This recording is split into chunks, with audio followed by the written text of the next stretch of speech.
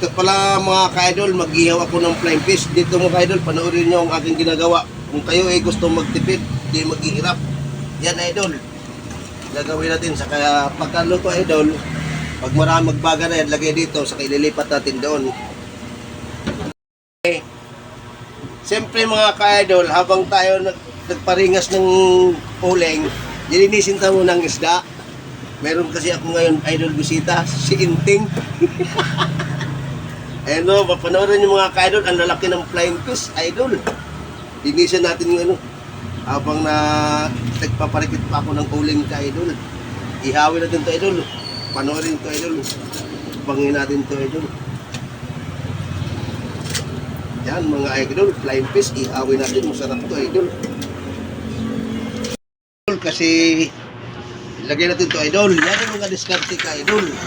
Habang wala kayong gagastusin sa mga gas-gas, uling, na ang uling idol, ilagay na lang yan. Ayan idol. Yan. Ito mga ka-idol, habang nagpapaapoy pa ako, nagpapano ni apoy, maghihiwa ako ng mga sibuyas, kamatis. Ayan idol, yan.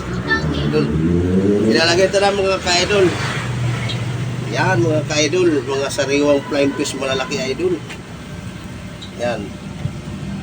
Shout out lahat sa akin mga followers, sa akin mga ka-idol. Maraming salamat po sa papanood yung vlog. Ito na mga ka-idol, luto ng ating inihaw na flying fish. Wow, ka-idol, sarap to. Sarap to idol. Kamayin to idol. Yan idol oh, sarap to idol.